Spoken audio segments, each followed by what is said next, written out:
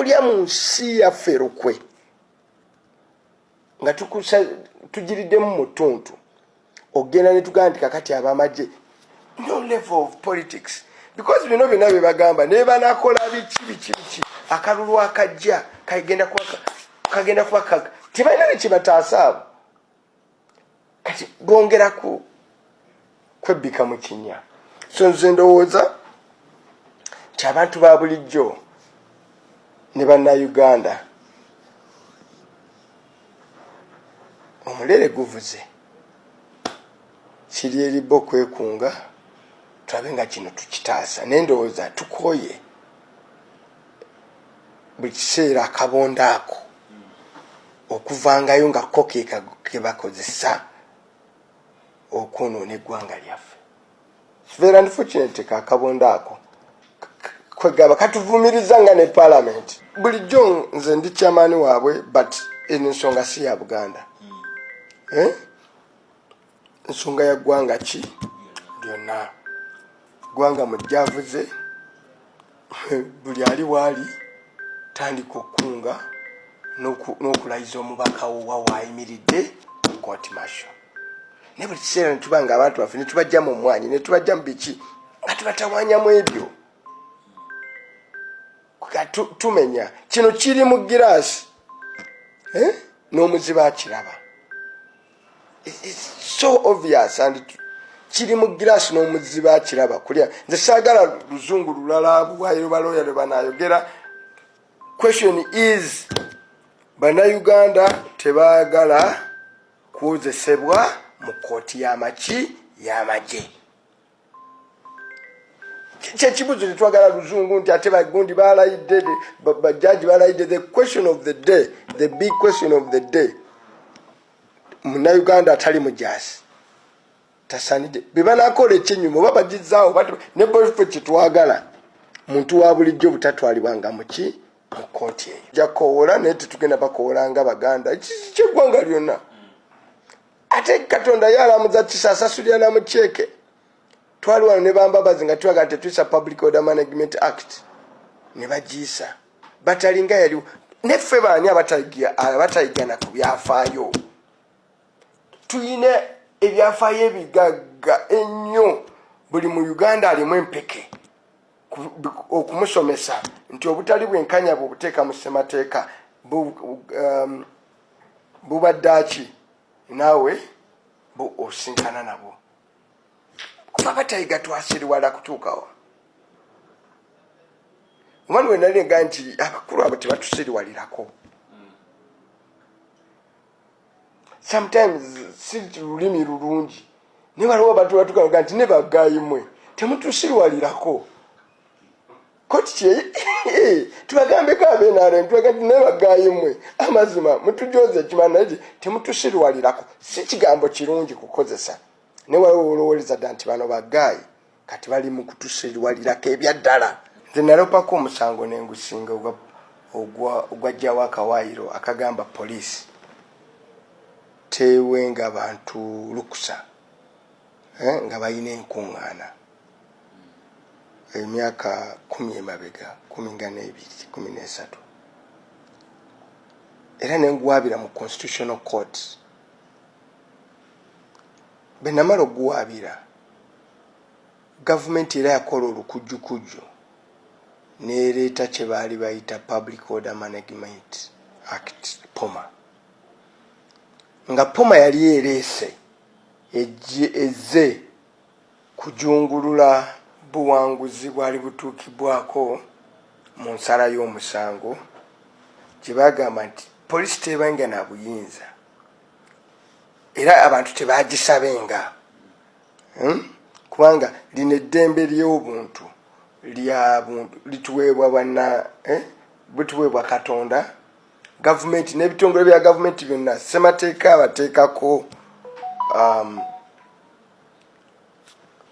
abateekako obuvunaanyizibwa okutumbula n'okulwanirira n'okunyweza eddembe ly'obuntu. Abalamuzi bonna aba Constitutional Court ne bakkanya gavumenti ya Julia na kujulira bakola olukwesikwesi ne baleeta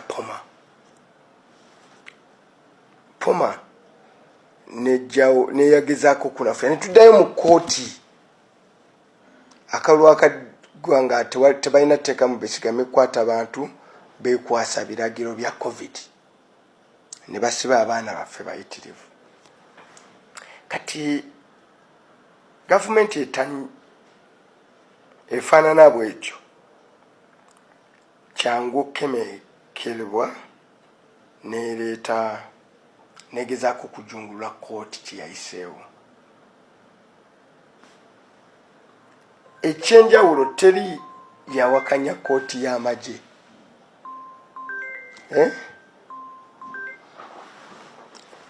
kkooti y'amagye ne poliisi erina standards unity erina ebirala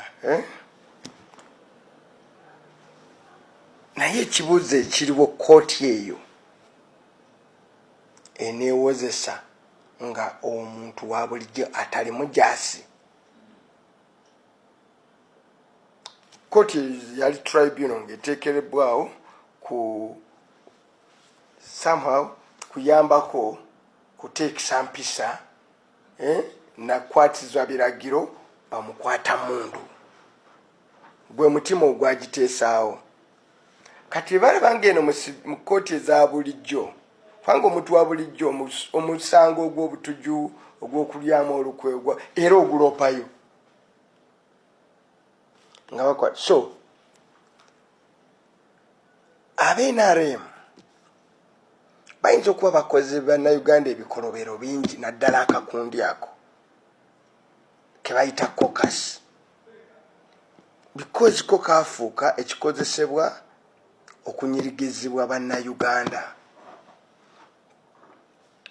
Beba kati bagenda kukozesa bagambe nti omuntu wa bulijjo atwalibwenga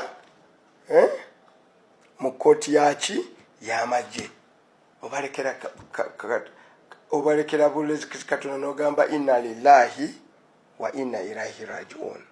Ti Katonda ye yabatuwa abo era yabalitugirawo kubanga eno mu kkooti eya bulijjo olaba nayo abantu beekengera nnyo enkola eyaliwo mu myaka gy'ekinaana n'okudda emabega nti ebitongole ebikwasa eddembe bye byali birina okugugulana ne bannabyabufuzi babajwetikangako emisango kyebayita okuyunga section nti bamuyunzeeko ki section. Bannayuganda olaba nayo baagitya ne baga nti nedda fayiro tevenga mu poliisi negenda butereevu mu kkooti ne bateekayo kyebayita DPP yalina bw'otuna mu ssemateeka alina okukola nga talagiddwa muntu yenna atule mu fayiro gati naddala Muwanga oba Mukasa oba Kiwanuka gwe baagala okutwala mu kkooti betunuddemu waliwo ebirungo ebiraga nti yazze omusango n'olwekyo ayinawo kyeyeewozaako gyebayita prima facie case. Kati ne bateekawo office ya DP olaba neeyo ne mu civilian court bateekawo akakumunta olw'okwewala effugabbi eryakozesebwanga okuyungako abantu section ne batwalibwa mu makomera ne basibibwa ng'emisango tebannagizza ne balinda gavumenti lwerikyuka ne basooka babayimbula mu ngeri y'ebyobufuzi oba ennaku zino bakutwalayo ne bakunyiga paka ne bagamba nti kale kkiriza tusobole okkuta. Kati olabe eno Abaganda baga nti olabe embwa egoba waki ow'ekiwempe olabe eno mu civilian nayo tweraliikirirayo abakola ssemateeka ne bateekayo akaki akakumunta kayinza okuba kakozesebwa bubi naye nga gyekali. DPP ayinza okuba nga mu nkola ye y'emirimu naye alagirwa naye at least nga office weeri gye muga nti DPP kino wakiyisizza otya ate ne watali lugina pata tewali lugina ki abakwata be bakuyungako omusango ne bagamba nti gwe kakati otwalibwa mu court martial era ebubonero bonna bulaga nti court martial bo bennyini bannannyiniyo baagyonoona Abaganda bagamba nani kigwa yakikola ki yakiweebuula. Aba gavumenti bennyini be baayonoona court martial, be baagifuula court gye batwala bannabyabufuzi be batakkaanyizaako nabo. Bo bennyini nnyini be baajolonga court martial, be bikolwa byabwe bye byagijjawo. Kukwata bannabyabufuzi ne babatwalayo nga public temalidde, n'abalamuzi ne balemererwa ne bagamba nti ekyo tekiriiwo. So ideally singa yali tribunal ng'ewozesa abajaasi, teri munnayuganda yandigikayanyize. So it's themselves to blame. Anenyezebwa Museveni n'abakuumaddembe bennyini mu maaso g'abannayuganda be baagira empitambi ne bagiyisa mu kkooti yaki y'amagye. Kakati twagala tulabe ababaka bakaggwa nsonyi. Abagenda okugamba nti abanange twekangabiriza omuntu wa buli jagere mbalinda ndaba abaabazaala. Nolwekyo kino kijja kweddamu okukola kaweefube. Babireeta lusaayirizo ng'owaki ngowe mbayiga ayita muki so babiyitira lusaayiro. Obuvunaanyizibwa bw'ababaka ba palamenti ffe by the way betuba tulayira tetulayira kukola nguudo, tetulayira na kutumbula mbeera z'abannayuganda. Kyova olaba ababaka ba palamenti be bali mu kukola emirimu gino abantu batuzza ne batugamba nti oluzzi luliwa,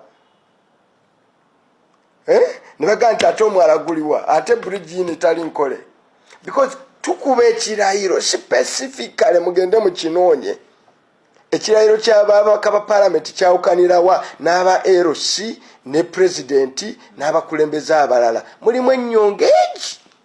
Ffe tulayira okuuma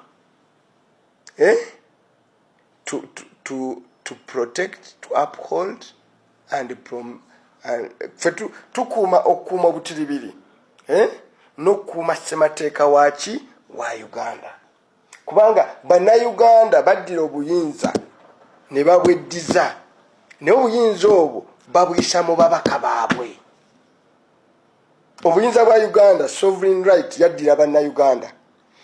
Bannayuganda bonna tebayinza kwekulumulula ne baga nti oba mu bakiise baabwe